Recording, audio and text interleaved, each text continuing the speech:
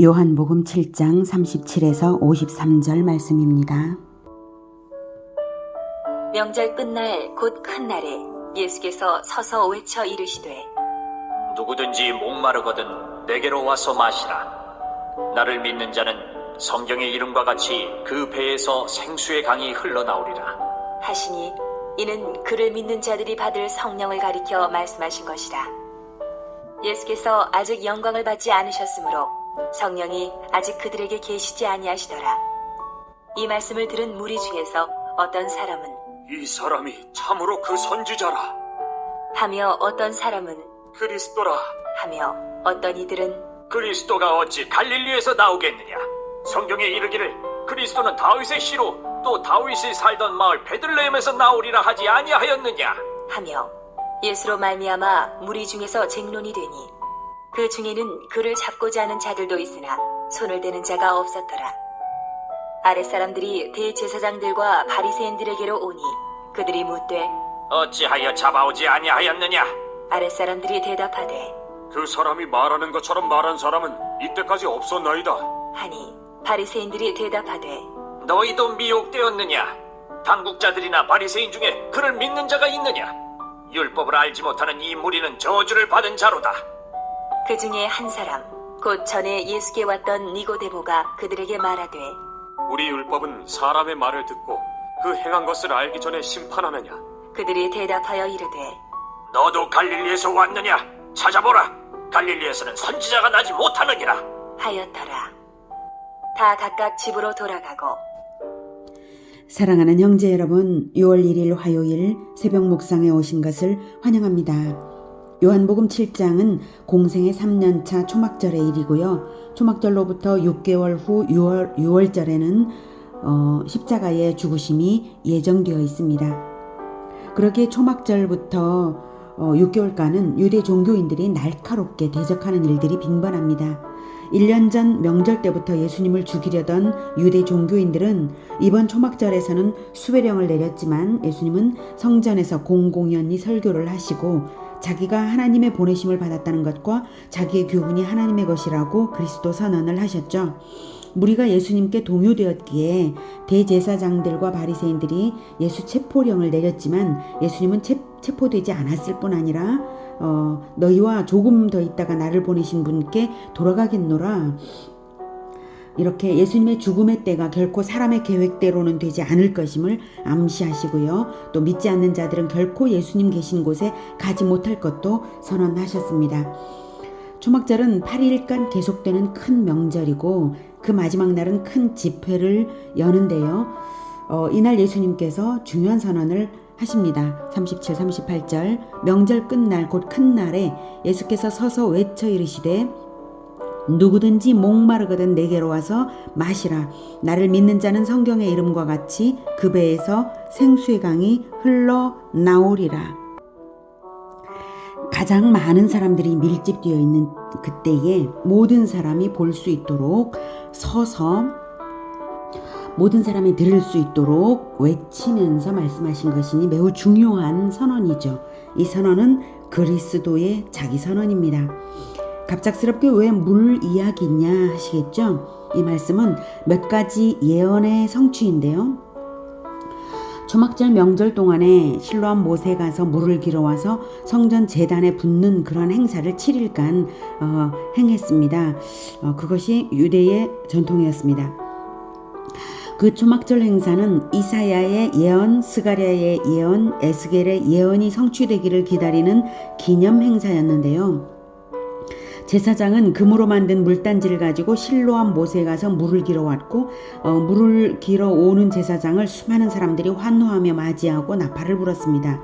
그때 이사야 12장 3절의 말씀을 찬양으로 불렀는데요. 그 말은 그날에 즉 그리스도가 오시는 날에 기쁨으로 구원의 우물들에서 물을 기르리로다 라는 내용입니다. 그러니까 그리스도를 기다리는 것이죠. 물을 깃는다는 것은.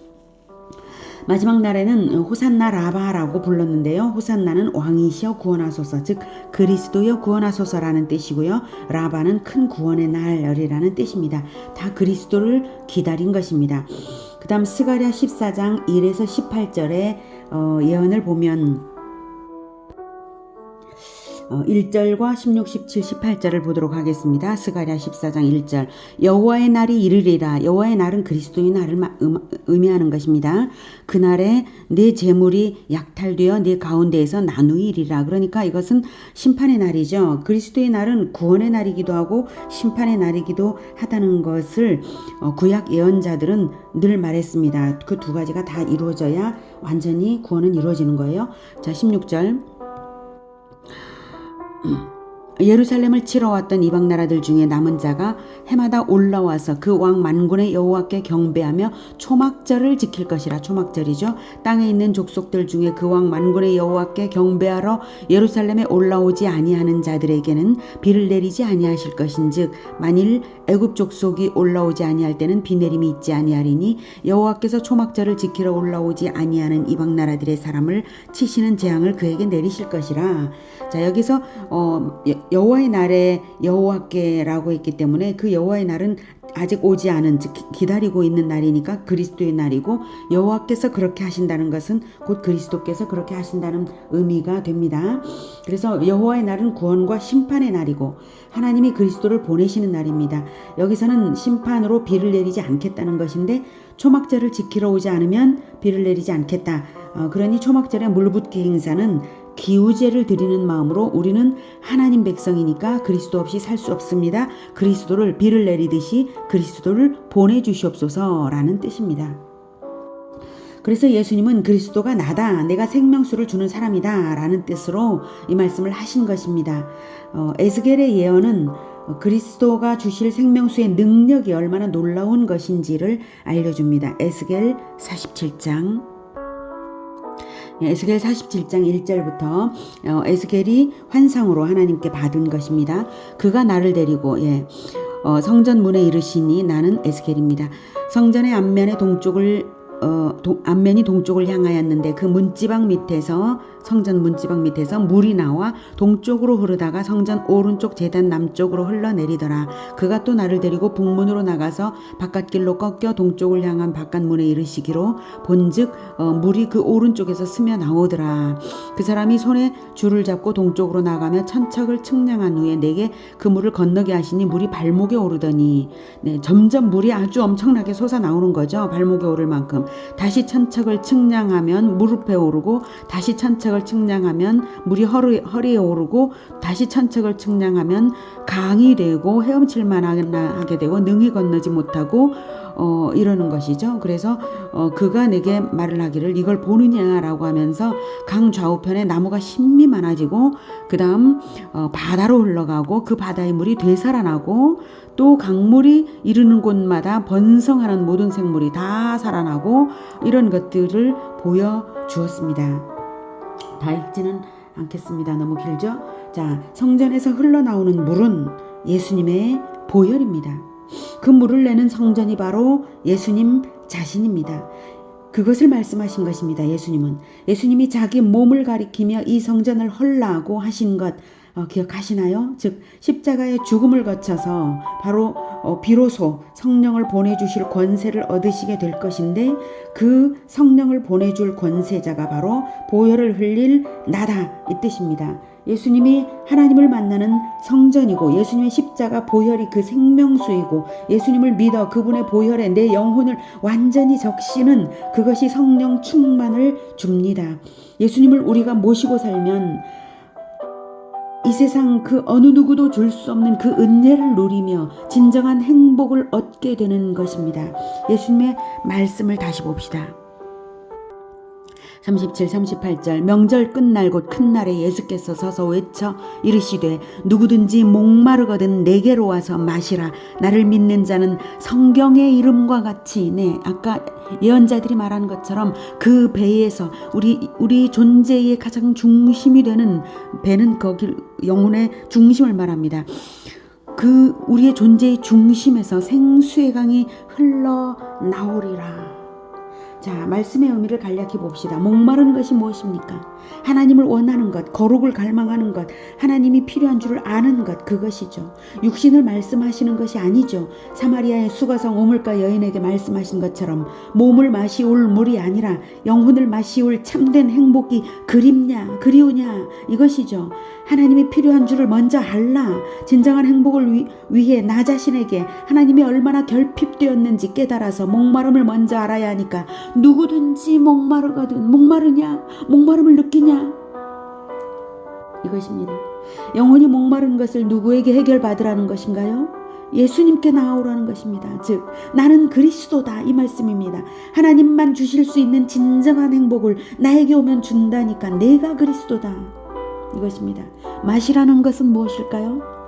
말씀을 먹으라는 것이죠. 성찬식으로 예수님의 희생을 먹는 기념을 하죠. 그것은 예수님의 말씀을 먹어서 예수님의 실천이 내 삶에서 나오게 하라는 뜻입니다. 먹고 마시라는 것은 실천이 나오도록 예수님을 우리 영혼이 섭취하라는 뜻입니다. 생수의 강은 무엇입니까? 예수 그리스도가 믿는 자의 삶에 넘쳐 흐르게 된다는 것이죠. 보혈 충만, 성령 충만입니다. 거룩을 갈망하며 예수님께 나오면 성령을 받아 영혼과 인생이 근본적인 만족을 누릴 원천을 가지게 됩니다. 예수님께 나오는 사람은 한 번만이라도 마시길 사모하고 나온 것인데 예수님은 강물의 근원을 주시고 펑펑 솟아나서 바다로 흘러가는 강물을 제공하십니다.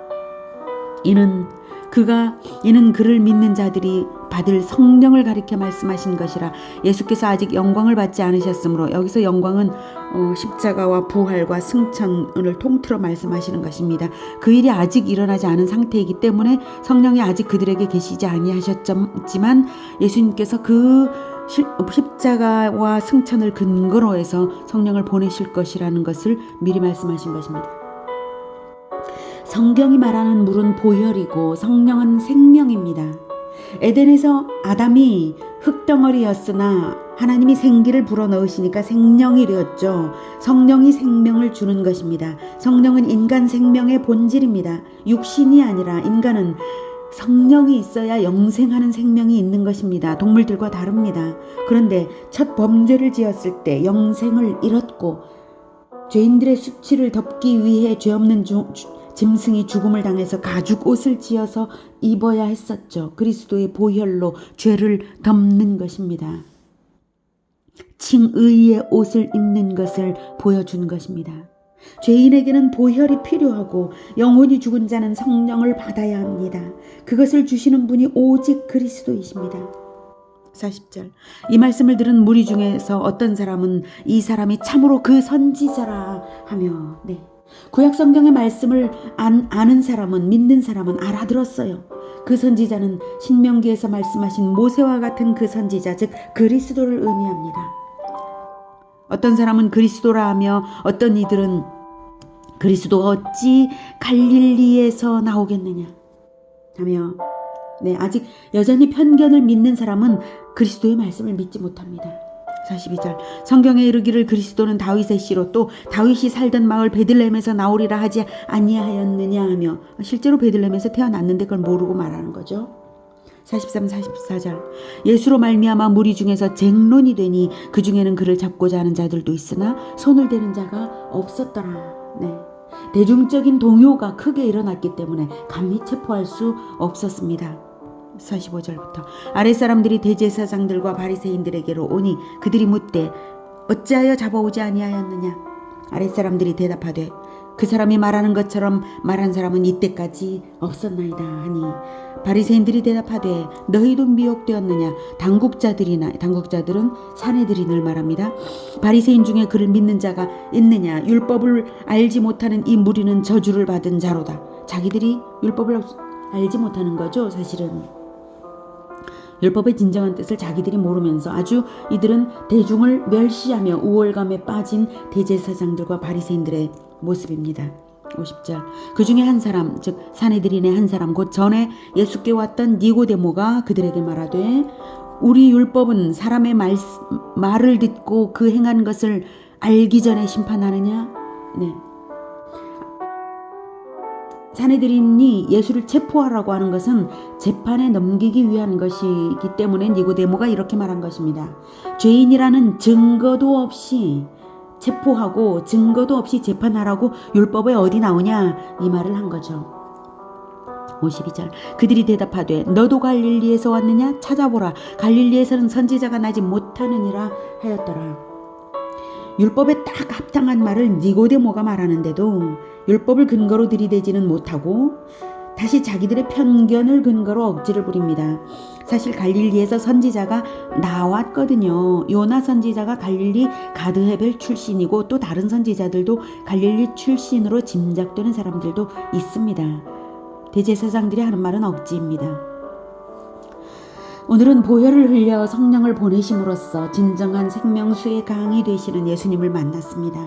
예수님을 믿는 것으로서만 죄 문제와 인생 불행의 근본 문제가 해결됩니다. 예수님만이 죄인의 죄 문제를 해결하는 보혈을 흘리셨고 보혈을 흘리심으로써 성령을 자기 이름으로 보내시는 분이십니다. 진정한 행복의 근원이 예수님밖에 없습니다. 우리가 예수님을 믿되 어떻게 믿어야 하겠습니까? 예수님의 보혈에 흠뻑 우리의 영혼이 적셔져서 살아가야 하지 않겠습니까? 성령의 충만함을 늘 받아야 하겠습니다. 예수 그리스도를 늘 마시고 또 마셔야 하겠습니다. 생명수의 강은 늘 흐르는데 우리가 마실 줄을 모른다면 얼마나 안타깝습니까? 예수님을 충만히 받으며 진정 영원히 더욱 행복 충만한 우리 모두가 되기를 축복합니다. 기도하겠습니다. 하나님, 우리가 우리의 편견을 혹시 믿고 있지 않는지요? 예수님의 생명수가 늘 강물처럼 흐르고 있는데 우리가 예수님의 보혈에 늘 적셔지지 못하고 세상 편견을 자꾸 떠올리고 이러면서 살아가고 있지는 않은지요? 세상의 말이 자꾸 떠오르고 세상의 말에 휩쓸려 살고 있지 않은지요? 세상을 먹고 살려고 하고 있지 않은지요? 하나님, 우리의 어리석음을 불쌍히 여겨주시고 우리를 보혈로 충만하게 하여 주시옵소서. 우리를 성령으로 충만하게 하여 주시옵소서. 우리가 날마다 그 보혈을 묵상하고 하나님의 말씀을 읽고 마시고 섭취하면서 성령으로 충만하고자 합니다. 주님, 우리를 충만하게 하여 주시옵소서. 예수 그리스도 이름으로 기도드립니다. 아멘. 이어지는 시간은 개인 기도 시간입니다.